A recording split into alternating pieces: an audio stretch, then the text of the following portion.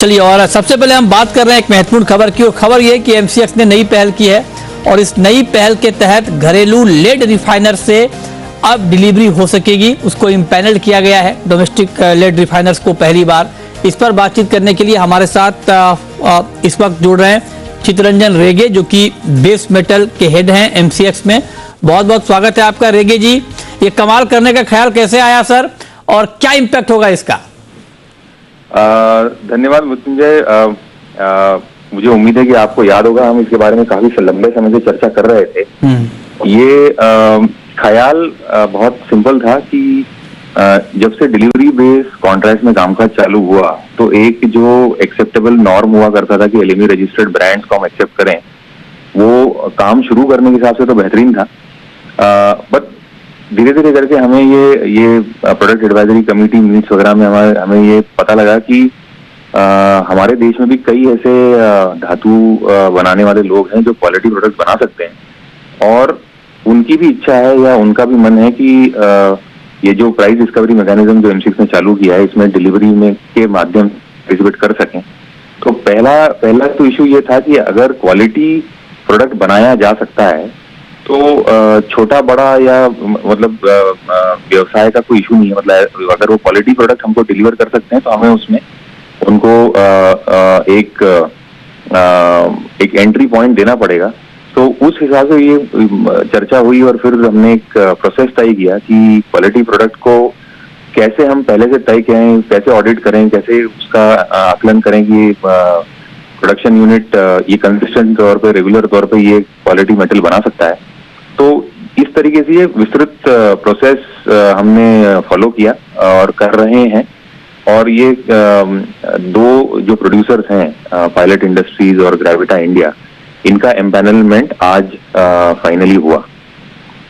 तो ठीक है, ये आपने डिटेल में बताया कि किस तरह से ये हुआ है। लेकिन एक बात आप जरा बताएं कि जो आपने कहा ये बात ठीक है, लेकिन अब तक चूंकि एलएमई जो अप्रूव्ड ब्रांड था उसके तहत डिलीवरी होती थी, अब ये आप कह रहे हैं कि डोमेस्टिक रिफाइनर्स को आपने शामिल किया है।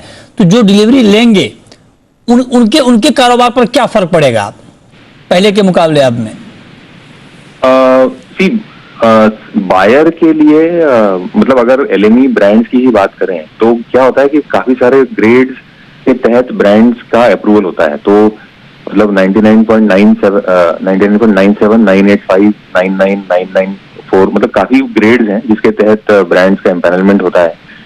हमने जो 99.97 जो मिनिमम ग्रेड एलएमई का है, यहाँ पे जो हमने तहकीकात करी और यहाँ पे जो कारोबारियों से बात करके समझ में आया कि अगर हम 99.98% लेड मिनिमम इस प्रकार का एक केमिस्ट्री और इसमें और 17 इम्प्योरिटीज को अगर इसका विश्लेषण प्रॉपर तरीके से हो सके तो उसके बाद जो लेड मेटल होगा उसकी एक्सेप्टेबिलिटी के लिए कंज्यूमर साइड से वो काफी ज्यादा रहेगी। मुझे लगता है कि ये प्रोडक्ट जो है कम से कम 75 से 80% कंज्यूमर्स के लिए मायने रखता है। तो वो स्टार्टिंग पॉइंट था। तो पहले तो हमने ग्रेड को एम्पैनल किया, उसकी एक्सेप्टेबिलिटी जो है बाजार से तय करके फिर उसको लिस्ट किया और उसके तहत ब्रांड्स का एम्पैनलमेंट हुआ है। मतलब ये ब्रांड्स जो अब हमने अप्रूव किए हैं या आने वाले समय में इस ग्रेड के तहत करेंगे, वो ऐसे ब्रांड्स हैं जो ये ग्रेड कंसिस्टेंट तरीके पे बना सकें। अब इसका एडवांटेज बायर को ये है कि अगर जब कभी वो एमसीएक्स में काम करते हैं, हेजिंग का काम करते हैं, तो एक एडवांटेज है ही। लेकिन कल हेजिंग के साथ अगर वो यहाँ से डिलीवरी लेते हैं तो उन्हें ये मन में शंका होने की जरूरत नहीं है कि मुझे क्या क्वालिटी का माल मिलेगा। तो क्योंकि आप ये कह रहे हैं कि क्वालिटी पर कोई चिंता नहीं करने की जरूरत होगी, लेकिन आप एक बार बताएं कि एलएमई वाला भी चलता रहेगा या फिर अब सिर्फ यही डोमेस्टिक रिफाइनर्स वाला ही चलेगा? अभी फिलहाल बोथ विल कोएग्जिस्ट, मतलब दोनों का एक्सेप्टेंस चलता रहेगा। अच्छा। और अभी एम्पैनलमेंट का प्रोसेस चालू हुआ तो एक मर्तबा इसमें मतलब हमें रिस्पॉन्स तो बेहतरीन है, और एक बार मुझे लगता है कि अभी तो कोएग्जिस्टेंस जारी रहेगा। तो इम्पैनल्ड हुए हैं, इससे काम चल जाएगा या और ज्यादा लोगों को आप शामिल करेंगे, ज्यादा इम्पैनल्ड करेंगे? ये दो से शुरुआत हुई है और हमें मतलब और एप्लीकेंट्स ऑलरेडी पाइपलाइन में हैं। तो मुझे लगता है कि कुछ और एम्पैनलमेंट होने चाहिए और इसके अलावा मतलब एक बार ये सुचारू रूप से जब चालू हो गया है और लोगों को एक बार कॉन्फिडेंस, मतलब जो नए और जो पुराने लेड प्रोड्यूसर्स हैं, एक बार उनको ये प्रोसेस के बारे में जो क्लैरिटी आने पर मुझे लगता है और भी लोग इसमें आगे आएंगे ब्रांडिंग करने के लिए। तो मुझे ये लगता है ये अच्छी शुरुआत है और लोगों का भी एम्पैनलमेंट जरूर होगा।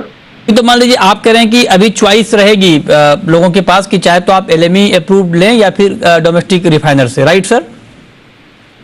ये चॉइस रहेगी। जहाँ साहब दो चीजें हैं। पहली बात ये है कि एक्सचेंज में चॉइस जो है मैं कौन से ब्रांड का या कौन सी ग्रेड का डिलीवर करूं, ये चॉइस जो है वो सेलर के पास होता है, और बायर के पास ये चॉइस नहीं होता है कि मुझे कौन सा इसका बाद।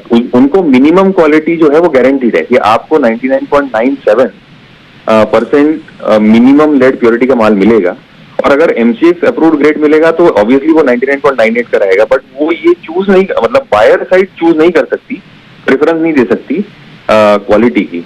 बायर साइड प्रेफरेंस सिर्फ सेलर के पॉइंट ऑफ व्यू से बोल रहा हूं सर कि अगर मान लीजिए मैं ये सवाल पूछने का मेरा मकसद ये है कि अगर मान लीजिए सेलर जो है जिनको देनी है डिलीवरी, और अगर मान लीजिए उनकी तरफ से एलएमई को ही ज्यादा प्रीफर किया गया और रिस्पांस ठीक नहीं मिला, तो उसके लिए कोई स्ट्रेटजी आपने प्लान बी कुछ रेडी रखा है क्या?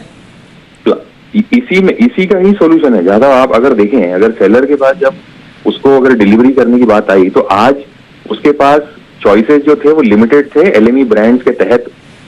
अब जो है वो लोकल जो है, जो घरेलू उत्पाद जो है उसके भी ब्रांड्स अवेलेबल होने के बाद आज उसके पास चॉइस भी हो गया कि अगर मान लिया जाए कि शिपिंग लाइंस की दिक्कत है और इंपोर्ट का माल नहीं मिल सकता है, या डोमेस्टिकली सप्लाई की थोड़ी तंगी है और माल नहीं मिलता है, तो अब एडिशनल सोर्सेज जो हैं जो इक्वली गुड उतनी ही बेहतरीन क्वालिटी का माल बना सकते हैं, अब उनकी तरफ से भी माल लेकर के यहाँ पे डिलीवर किया जा सकता है। तो मुझे लगता है कि सेलर्स पॉइंट ऑफ व्यू से चॉइसेस और बढ़ जाते हैं, जो उनके लिए मददगार होगा। ओके, तो ये आपने डिटेल में बताया, बहुत शुक्रिया चितरंजन रेगे जी आपका डिटेल में हमसे बात करने के लिए और बताने के लिए कि ये जो घरेलू रिफाइनर्स को इम्पैनल किया गया है इसका क्या इम्पैक्ट ओवरऑल ट्रेड के ऊपर होगा। बहुत शुक्रिया आपका।